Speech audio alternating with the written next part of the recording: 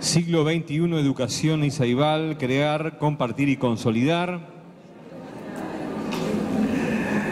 Graduada en Ciencias de la Educación, Facultad de Filosofía y Letras de la Universidad de Buenos Aires.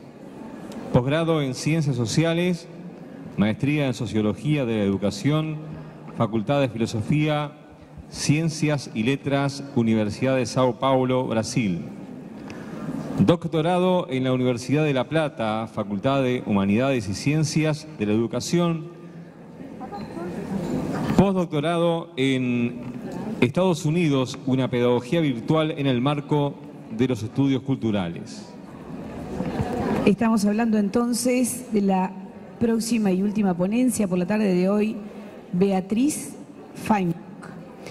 Instituciones donde trabaja actualmente: Universidad Nacional de La Plata, Facultad de Humanidades de Ciencias de la Educación del Departamento de Ciencias de la Educación, Tecnología Educativa en grado y posgrado en Educación a Distancia, investigadora de Ciencia y Técnica y del Departamento de Ciencias de la Educación de la Facultad de Humanidades y Ciencias de la Educación de la UNLP, en la Universidad Tecnológica Nacional, en la Universidad de Salvador, en Maestría de Educación Superior en instituciones varias, aspectos de su interés: virtualidad de la educación, epistemología de la educación a distancia, cultura digital, formación de profesores y profesoras, formulación y evaluación de programas y proyectos educativos digitales. También trabaja actualmente en CEDIPROE, que es un centro de diseño, producción y evaluación de recursos multimediales para los aprendizajes, una ONG, directora general Buenos Aires, Argentina, y ha recibido menciones en Argentina, Canadá y México por sus tareas de investigación académica en cátedra y programas universitarios de la educación a distancia. Es profesora invitada de maestrías y doctorados en Argentina y para seminarios en Uruguay, México, Chile y otros. También como ponente magistral en numerosos eventos argentinos y extranjeros en su especialidad. Es evaluadora de papers científicos, programas, proyectos y materiales para cursos electrónicos de universidades, ministerios, organizadores educativos, etcétera. Brinda asistencia técnica a organizaciones educativas de nivel superior, consultora de organismos nacionales e internacionales, autora de numerosos libros, artículos en revistas, papel y electrónicos. Con esta vasta trayectoria, entonces le damos la bienvenida a Beatriz Feinberg para la última exposición del día de la fecha.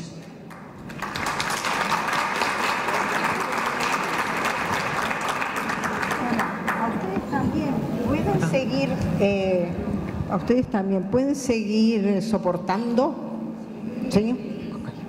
Porque yo estoy acá porque están ustedes. Si ustedes no estarían, yo me voy. Okay. Bueno, la verdad que escuché palabras muy lindas, ¿no? Muy oportunas, ¿verdad? Muy autoevaluadoras, y con experiencias en marcha, con mucho ánimo, por lo que significa pedagogías emergentes. Y un poco respondiendo y agradeciendo a la invitación tan gentil que me hicieron todos los uruguayos, este país que trabajo hace muchos años y que realmente me identifico con sus ideas.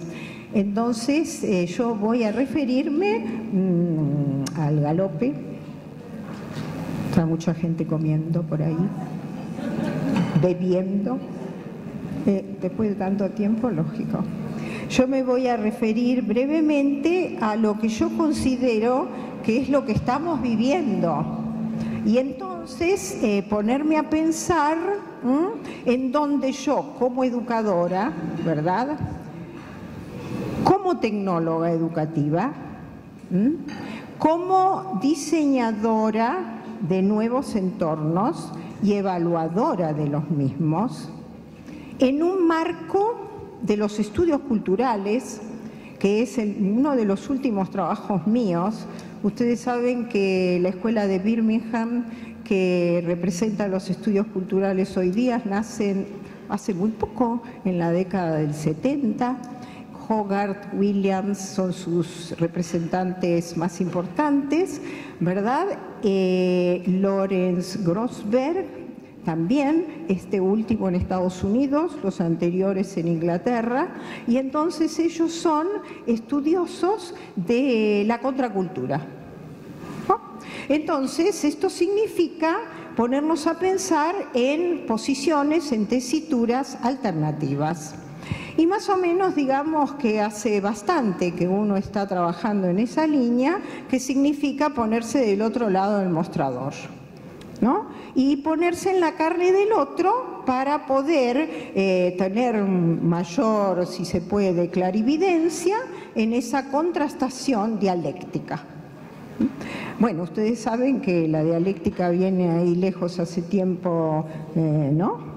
La antigüedad griega, no puedo hablar de Zenón, que era un gran estudioso de las paradojas y de las contradicciones, bueno, mucho menos de Aristóteles, que tiene tanto peso hoy día, ¿verdad?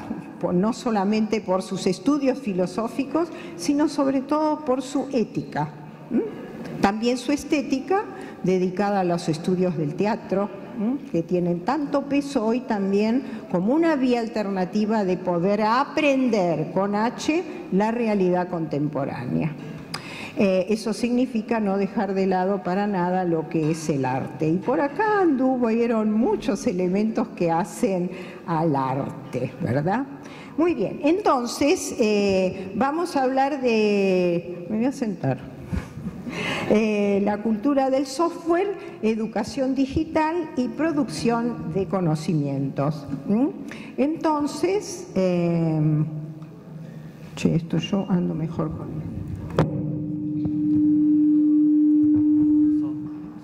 No sé, sí, no sé, ¿cómo está? Empezamos. Vamos acá. Ok, muy bien, muy bien. Entonces, me parece que va a ser mejor eso, creo yo. ¿Dónde estamos? Acá ya muchísimos colegas se han dedicado a profundizar, a exponer las características en las cuales estamos. Y yo voy a dar un pasito más para tomar conciencia acerca de la fuerza que tiene hoy la cultura digital, que es la que nos circunda, que es la que respiramos sin darnos cuenta.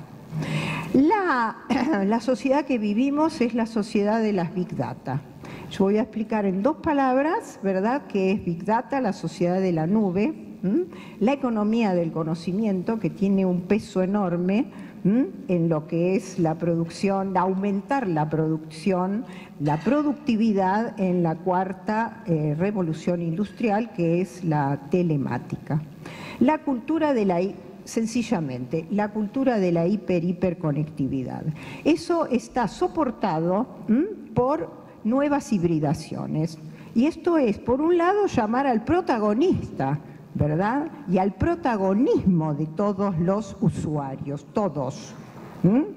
Si yo abro hoy la realidad cotidiana, como abro la heladera y veo, acá hay queso crema, ¿sí? Queso crema es biotecnología, muy bien. Y entonces voy al banco y tengo e-government, e-commerce y lo que fuere.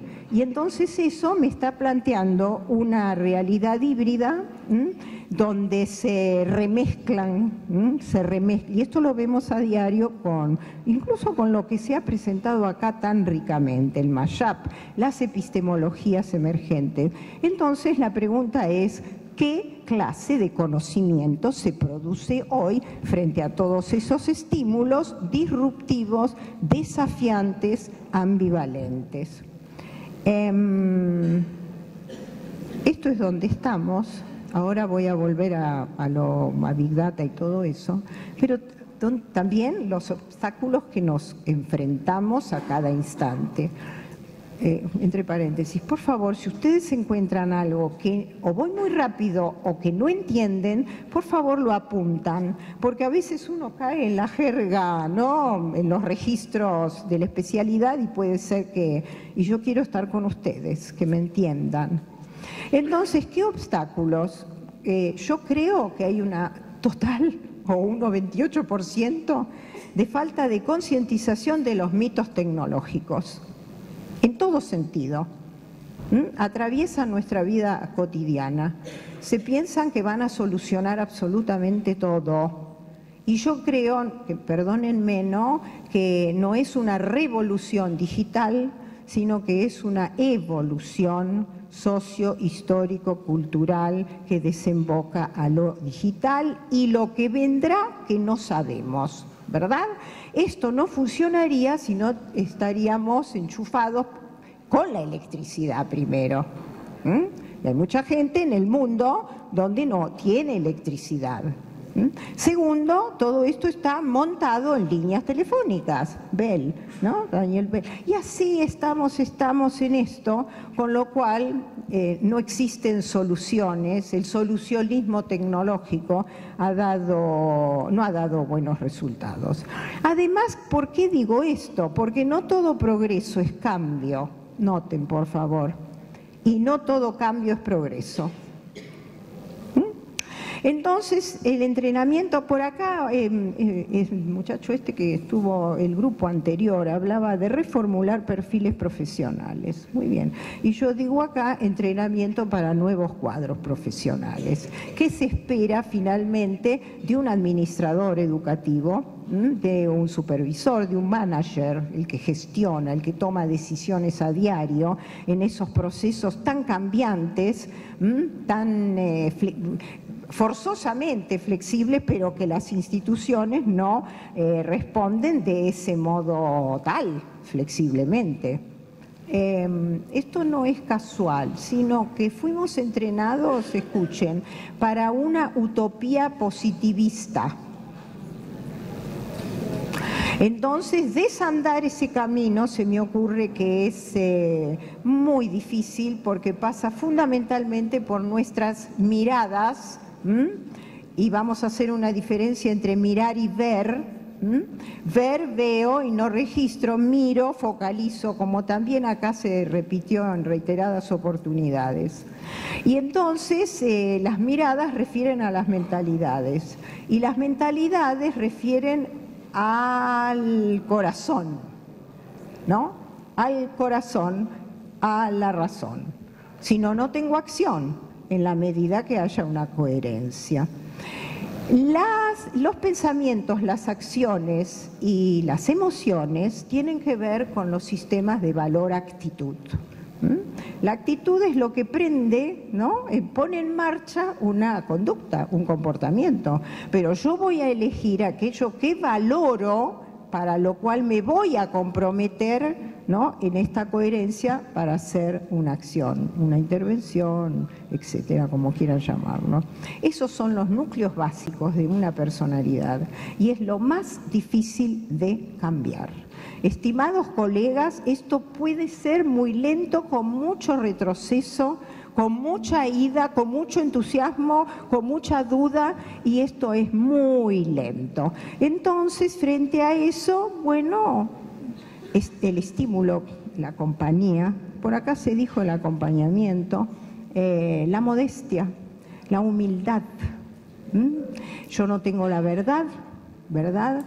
Y una serie de virtudes que yo las estoy retomando cada vez más, ¿verdad? Porque si estamos hablando de pedagogía virtual, ¿qué significa virtual? Que no es digital, ¿está bien? Digital, código binario, estamos claras, ¿no? Virtual, del latín virtus, ¿sí? Potencialidad. Virtual, en tanto, no es realidad virtual, que es otra cosa, ¿verdad? Yo estoy hablando entonces de virtus en el sentido de producir un efecto, aunque no es un hecho, no es un facto. Entonces esa virtud tiene que ver mucho con este compromiso de la moral, con la ética. Existen diferentes tipos de virtudes, la intelectual y la moral. La moral tiene que ver con esto, ¿no? Con la justicia, con la templanza, con la fortaleza para no quedarnos enganchados con el hiperconsumo, por ejemplo, con las imágenes altamente seductoras, y cómo crear otro clima de otro espíritu de trabajo. Esto también es muy difícil en las épocas que nosotros vivimos. Miren, hiperconsumo, hiperconectividad, la contra, posmodernismo, poshumanismo, son todos movimientos encontrados. Reina la confusión. Por eso es un aplauso para todos ustedes lo que están realmente haciendo para poder fortificar y retener espíritu. Es decir, decidir acerca de temas centrales para la educación virtual. ¿Cuáles son? Eso nos obliga a revisar la pedagogía tradicional. Bueno, no, sería infinito, ¿no? Recordar todas las capitalizar. Yo estoy trabajando seriamente con Dewey. ¿Lo conocen? Experiencia y educación, democracia y educación. Y entonces yo pienso que esos son puntales, ni quiero nombrar realmente, es decir, porque como dije por ahí, no todo progreso es cambio y no todo cambio es progreso, sino que esta capitalización de la memoria de la humanidad y de la historia de la educación, si tomamos a Froebel de Alemania y a Montessori de Italia, y todo esto no puede estar de balde, ¿verdad?, sino que los tiempos son de síntesis creativa. La pedagogía emergente, impulsada por la tecnología, entonces va a tener que caminar, estamos trabajando todos ustedes también, por supuesto, en ese camino. No va a haber una reformulación, un reajuste, no quisiera decir, ¿no?, una nueva comprensión de las prácticas educativas mediadas por estos nuevos medios tecnológicos, si no reina este espíritu. Espérate un poquito, acá. Me pasé. Me pasé, me parece. A ver, no lo sé. Los obstáculos no, tenemos ahora, acá yo tengo un video, no lo voy a pasar todo, ¿verdad? Que si estamos hablando de producción de conocimiento y vamos a ver, ¿verdad?, qué tipo de... qué tipo de conocimiento se va a producir, no sé si es el que... Esto muestra el impacto de la tecnología en la vida cotidiana, si demora mucho se puede pasar, pero sí quiero mostrar, vamos a ver cómo viene la mano, si no fue reiterativo en los conceptos que se han dado hasta ahora. Esta es una producción de mi cátedra, porque si tienen que producir conocimiento, produzcan YouTube y lo suben a la red y todos los pasos que eso indica. No tengo audio. Hoy las tecnologías de la comunicación y la información se actualizan a gran velocidad, la misma con la que se agranda la distancia entre generaciones. La tecnología no puede ser eliminada una vez que ya ha aparecido. Tiene cosas buenas y malas, pero es imposible no hacer algo con ella. La computadora, la conexión a internet, los celulares, la tecnología smart están en casa, en la palma de la mano. Las tecnologías pueden ser un canal de comunicación y aprendizaje, pero también se pueden transformar en una cápsula aislante o una forma de evasión.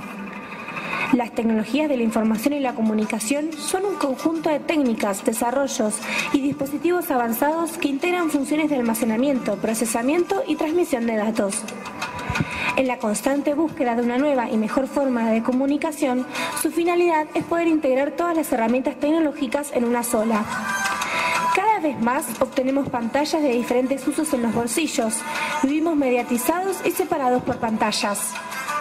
Uno de los grandes cambios consiste en que los usuarios de la red dejaron de ser meros consumidores pasivos para convertirse en productores de contenido. Pero también, con las TIC, la intimidad se transformó en espectáculo y las fronteras entre lo público y lo privado perdieron definición. Las exigencias de la realidad actual advierten sobre el beneficio de las profundas transformaciones que se generan a través de la ciencia y de la tecnología. Es por ello que debemos detenernos a pensar el impacto de la tecnología en la vida cotidiana para poder educar y fomentar como educadores a que los niños y los jóvenes hagan un buen uso de las mismas.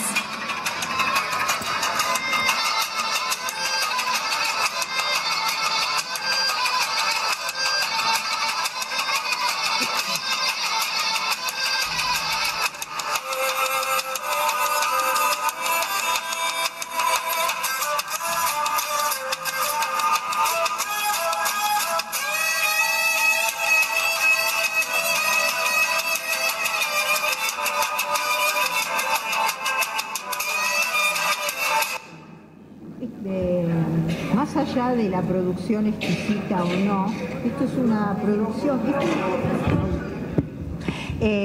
más allá de una posible producción exquisita o qué sé yo, sofisticada, es producido por los alumnos de la cátedra. Si hablamos entonces de producción de conocimiento digital, muy bien, entonces remixeen, scrapeen, folkosomí, todos esos neologismos por los cuales se aprende y se ejercita y se va revisando y articulando las funciones superiores del pensamiento, que es lo que caracteriza a los seres humanos, ¿no es cierto? Los únicos, pensamiento racional, apelando a estos artilugios. Muy bien, entonces vamos a producir YouTube didácticos o culturales.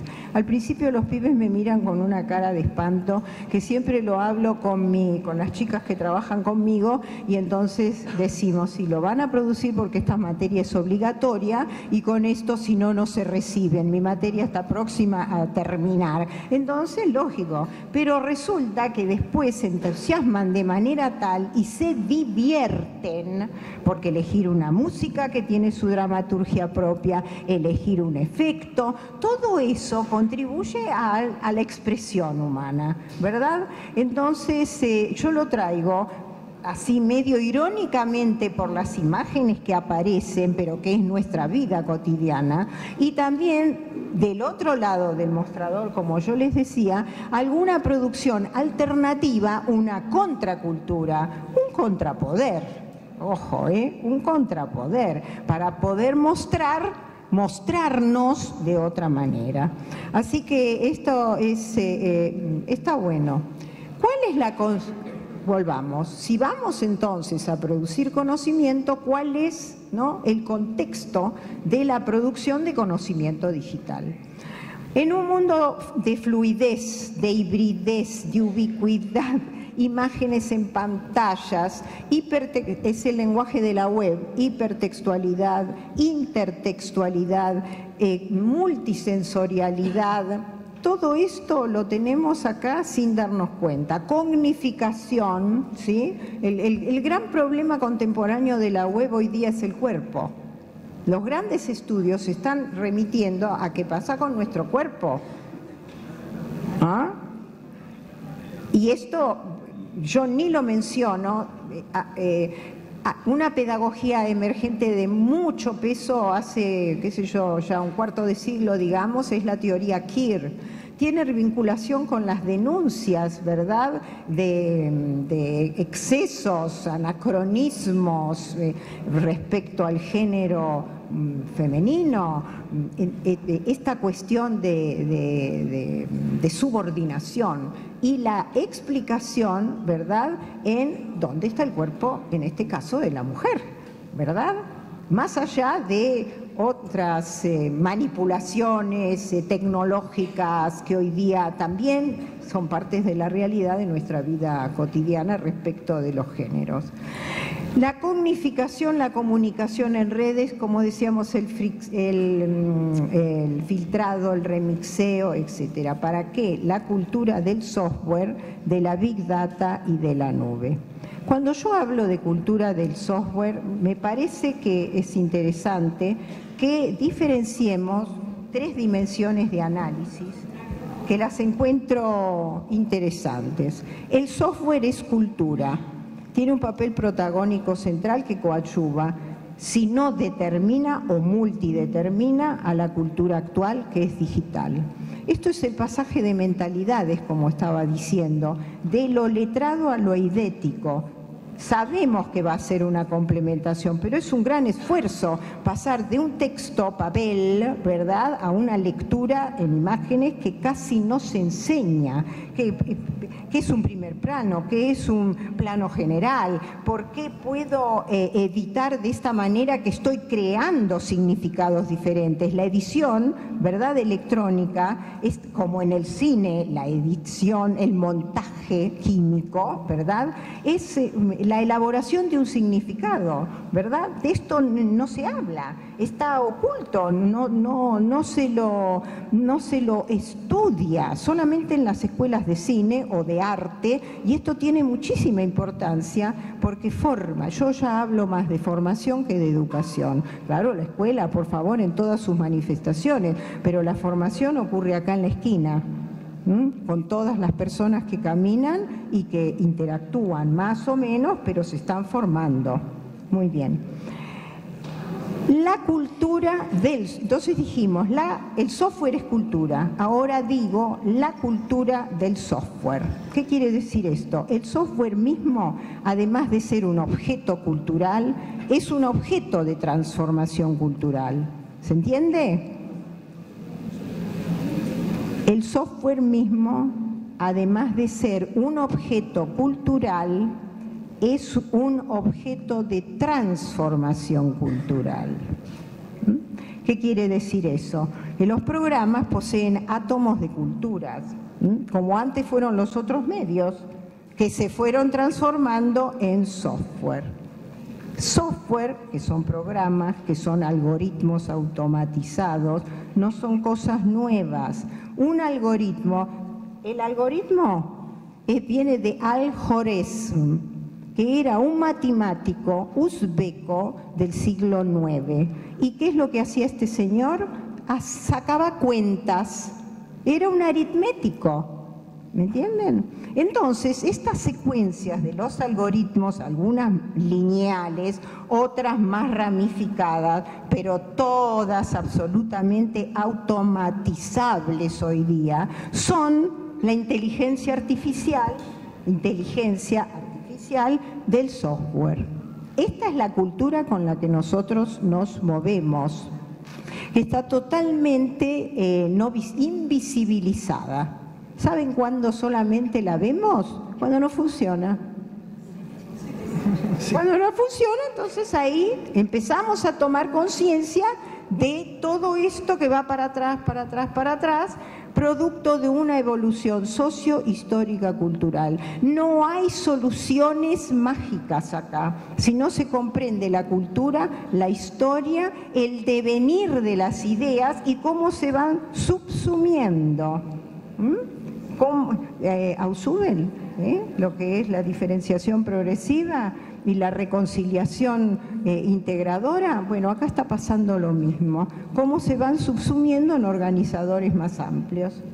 El tercer elemento, el software de la cultura, que como estaba diciendo, que está desnaturalizado y que cuesta verlo como objeto en sí mismo para incluso desconstruirlo. Esta es la cultura del software que nosotros estamos viviendo. Espera un poquito, ¿por qué Big Data? Hay 12 o 3 conceptos centrales en lo que es la cultura digital, donde impulsan nuevas pedagogías, ¿o no? ¿O será más de lo mismo con otra camisa, con otro color de camisa? Seamos sinceros. Cuando digo de Big Data, no es el hipertexto, ¿no? Hipertexto, ¿no? Lo incluye, pero no lo es. No se podría trabajar hoy, qué sé yo, en ninguna ciencia, en astronomía, hacer mapa de cielos, en climatología, qué sé yo, todas las ciencias absolutamente, con datos tan cambiantes, además pónganse a pensar en los cielos, en el clima, etcétera, etcétera, sin estar remitiéndonos a la modelización que no, a partir de los datos yo pueda organizar para comprender los fenómenos. Hoy la Big Data se usa cada vez más para analizar, modelar y pronosticar el comportamiento humano. Ustedes, lo que pasa es que está naturalizado, ustedes saben, ponen un buscador y vieron toda la información que le mandan justamente a ustedes, ¡oh casualidad! Todos estamos registrados, pero estamos registrados con nuestros intereses, porque no les van a mandar, bueno, no sé, pero a mí, por ejemplo, yo recibo todos los días del universo invitaciones para escribir, invitaciones para evaluar, invitaciones para asistir, etcétera, etcétera, ¿no? Porque claro, yo estoy trabajando con eso y busco eso. Una diseñadora de moda seguramente la van a invitar a desfiles de modas, etcétera, etcétera. ¿Qué quiere decir? Que el buscador está prediciendo, tiene la capacidad predictiva de tu comportamiento, de mi comportamiento. Difícil el tema, ¿no? Eso es la Big Data. ¿Y quién hace la Big Data? ¿Quién hace Internet? ¿Quién hace? ¿Quién hace Internet? Vos, yo, si vivimos escribiendo y encima no cobramos con la información que le damos. Porque si vos tenés que buscar una información, te rompes, la pagás, la necesitas. Acá no, nosotros le estamos dando datos, información. ¿Cómo? Pensar, ¿eh? Por eso es apropiada y crítica, ¿se dan cuenta? Esta cosa que se me ocurrió hace 20 años, después la UNESCO la tomó, la verdad, pero es porque creo que no puede ser de otro modo. Me parece, hasta dónde llegué yo hoy, gente, qué sé yo, no sé, capaz que dentro de no sé cuánto, uno puede reformular obviamente sus pensamientos, pero es apropiada porque es de doble faz, apropiada en cuanto contextualizada, como se dijo por acá, pertinente socialmente y relevante culturalmente, porque si no resbala todo esto, no lo puede hacer carne una persona. ¿Me explico? Tenemos expresiones, qué sé yo, inversiones de empresas importantísimas vendiendo ciertas galletitas, por lo menos en la Argentina, donde era transferencia directa de tecnología. No pudo anclarse, ¿verdad?, en el uso masivo, popular, cultural nuestro, y bueno, a los 6 meses se tuvieron que ir. Los donuts, claramente. En mi país no funcionaron los donuts. Entonces es apropiado en términos socioculturales, pero también es apropiado, la otra vertiente, desde el punto de vista del aprendizaje, porque si yo no lo puedo anclar y no lo puedo andamiar, todas estas cosas ya son resabidas, ¿verdad? No lo voy a poder hacer, no voy a poder encontrarle el sentido. ¿Para qué? Porque una cosa es decirlo y otra cosa es realmente entenderlo, construir la comprensión. Por acá se habló mucho de aprendizaje profundo, en los términos de Perkins, aprendizaje pleno. Todo esto está publicado, ¿verdad?, ya hace unos cuantos años. Pero ojo que hoy tenemos deep learning, que son máquinas, y tenemos machine learning, máquinas que aprenden de otras máquinas. Y fíjense ustedes, el juego del Go, el ajedrez. Tenemos obras suficientes que la velocidad, ¿verdad?, de procesamiento de la información de estos tipos de juegos superan la velocidad del cerebro humano. Ganan las máquinas, ya desde Kasparov, y están ganando continuamente. ¿Se dan cuenta? Sin embargo, yo digo lo siguiente, una máquina no puede sentir la madera, ¿no es cierto?, de una pieza de ajedrez. ¿Puede? Menos mal, ¿no? Ni puede intuir, ¿verdad? Intuición, método de conocimiento, persona, allá lejos, no puede intuir, ¿no?, qué podría llegar a ser. Es el programa que velozmente, y muy velozmente, con lo cual, digamos, ¿no?, que menos mal nos estamos salvando por ahora, siempre y cuando podamos desarrollar nuestras funciones superiores del pensamiento y nuestra emoción, nuestra sensibilidad. Es lo único que nos va a diferenciar, porque el poder de los algoritmos son los algoritmos al poder. ¿Estamos? ¿Se entiende? Entonces, esta es la cultura de la Big Data. ¿Y dónde está la...? Sigo, Y la cultura de la Big Data es la cultura de la nube, clouding, ¿sí? ¿Se entiende esto? ¿Qué es? ¿Qué existe? Etcétera. Muy bien.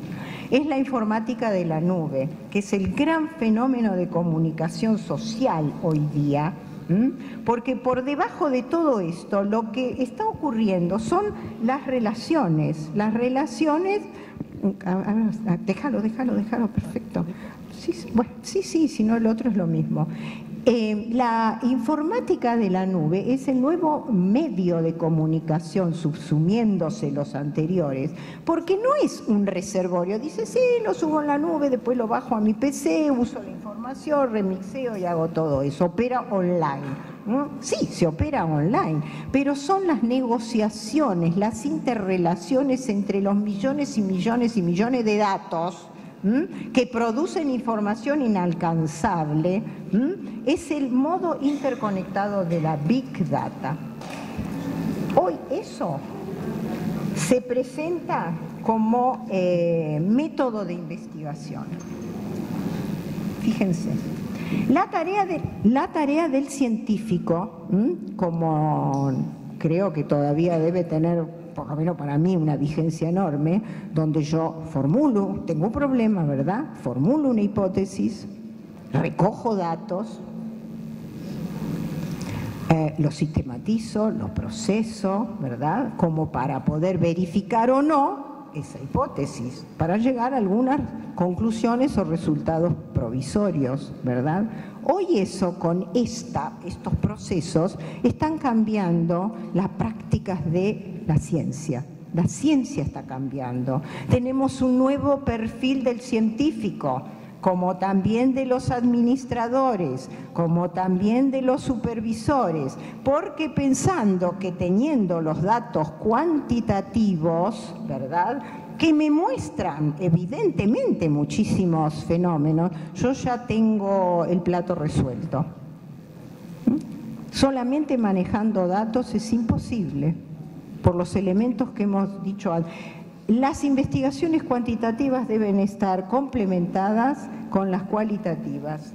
Que todo luego se lleve a un número es otra cosa, porque en términos comparativos debemos llevarlos a porcientos a números, pero la recolección, ¿sí?, debe, en mi opinión, permanecer viendo las interdependencias humanas y no solamente aquellas negociaciones o resignificaciones que pueden hacer los datos.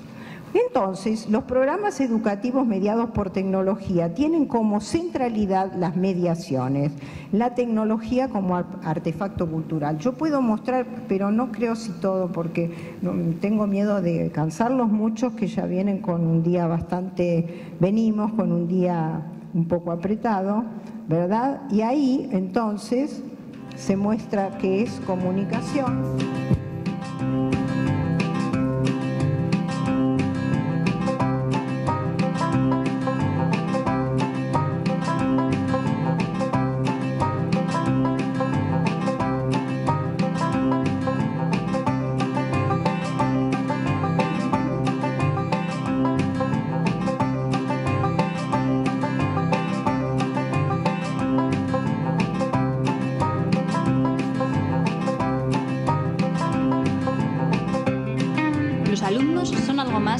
Digitales, los profesores algo más que inmigrantes digitales e Internet algo más que un lugar abierto y libre al alcance de la mano.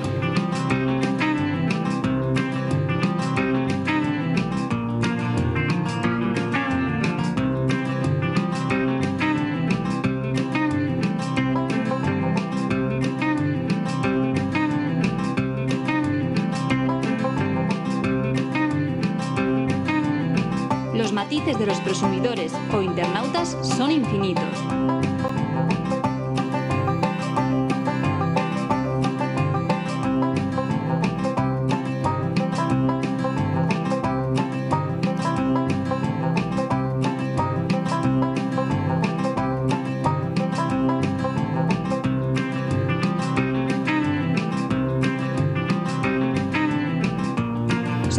capaces de desaprender e ir más allá de las TIC?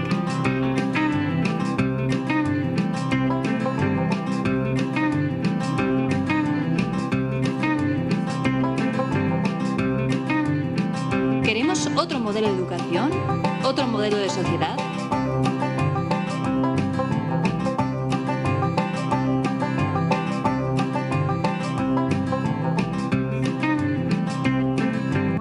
Han salido conceptos que hacen justamente a las mediaciones tecnológicas. Yo siempre hablo en plural, ¿verdad? Porque hay diferentes dimensiones de análisis, sería para todo un seminario, ¿verdad?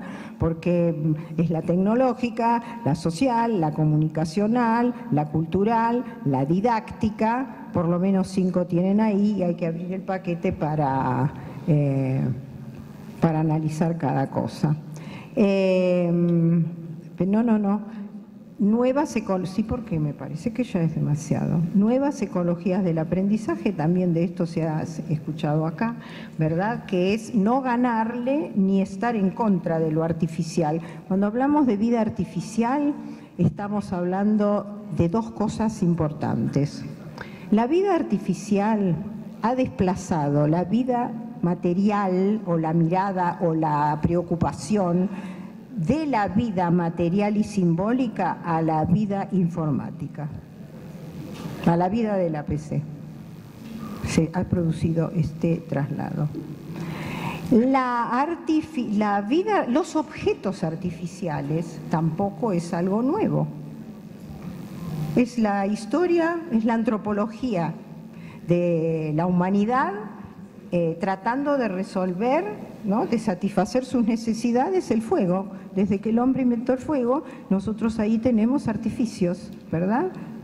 Para poder satisfacer una necesidad. Esto, bueno, otra vez la evolución, es apasionante esto, hasta que Simons, 1969, está poniendo un punto central, hablando de la ciencia de lo artificial. La tecnología es la ciencia de lo artificial. La tecnología no es, para nosotros sí, es un transversal en la educación, pero es una ciencia que estudia los objetos artificiales. En todo caso, la tecnología educativa es una tecnología especial, ¿verdad?, de la disciplina tecnología, como también es la biotecnología, como es la robótica, como es la tecnología espacial, como es la tecnología textil, etcétera, etcétera. Entonces nosotros tenemos que estudiar mucho, ¿verdad?, la disciplina tecnología, cuál es su racionalidad, qué significa el conocimiento tecnológico, para poder recortarlo, conocerlo, enseñarlo para llegar a la educación. Es un trabajo arduo, no es las máquinas. Cuando dice claro, porque no, claro que no son las máquinas, pero esto porque debemos tomar en cuenta el pensamiento, y no solamente los instrumentos. El problema, como hoy Jorge se refirió a lo que, a una mención, qué sé yo, que hizo de lo mío, el problema es epistemológico y cultural, no es artefactual. Y cuando decimos epistemológico, ¿a partir de qué pilares yo estoy produciendo conocimiento, enseñando a producir conocimiento y no solo consumiendo? En todo caso, hacer mucha lectura crítica en Internet, ¿verdad? Segundas, terceras, cuartas, aplicar buenos instrumentos de lectura crítica de un modo guiado para poder aprovechar bien cabalmente y no superficial o oscurantistamente. Finalmente sería este pasaje que no, a ver si, que del que estuvimos hablando. Yo me pregunto ahí si se podrá. Para producir entonces, como les decía, otro tipo de conocimiento, llámese digital. Acá se habla de computacional. Yo prefiero hablar de pensamiento virtual y de conocimiento digital, porque miro las racionalidades subyacentes, la articulación de las TIC con sus derivados, de la web 1.0, que es la que conocemos medianamente, porque la web profunda no la conocemos y creo que nunca la vamos a conocer. Los secretos de Estado, las cuentas bancarias, todo eso no lo vamos a conocer. Desde la pirámide, el pedacito es la web 1.0. La web 2.0 es la web social, participativa, que se supone que es para estimular la democratización del conocimiento, y yo ahí también es tema para otro seminario, con mucha cautela, ¿no? Con mucha cautela. La web 2.0, ¿verdad? No es la web 2, que es dedicada a ciencia, tecnología e investigación. Ahí se produce conocimiento, el intercambio también de cosas muy grandes. No se crean que los últimos resultados del MIT en cuanto a esto van a estar colgados en la web. Ni sueñen, ni soñemos, evidentemente. Esa web 2, muchos países no la pagan por sus crisis, etcétera. Ni tu país ni el mío lo paga. Es así. Pagaba Brasil, ahora está más o menos, Chile siempre pagó, México también, y bueno, los países son los países y esta es nuestra región. Tenemos que trabajar mucho, muy fuerte, muy fuerte. La web 3.0 es la web semántica. Y esto es ya parte de la Big Data, como yo les decía, que es la predicción. Fíjense, ustedes hacen cualquier búsqueda y el servicio impecable del Google las va a atender, los va a atender y les va a arrimar 8 millones de soluciones. ¿Entendieron? Muy bien. Y lo otro es la inteligencia artificial, como les decía, que es pensar que la vida material y simbólica está toda contenida, ¿verdad?, en la PC. Esto es digno de estudio y de preocupación, sobre todo, como decimos por acá, para la producción, distribución y uso del conocimiento. ¿Qué tipo de conocimiento se está produciendo con estas mediaciones artificiales? ¿Alguien vio por acá la película Her? ¿La conoces vos? ¿Y qué tal? ¿Viste? ¿Podés contar dos palabras de esa película para que no lo diga yo? Muy recomendable, por favor, que la vean. Her, H-E-R. Sí, toma.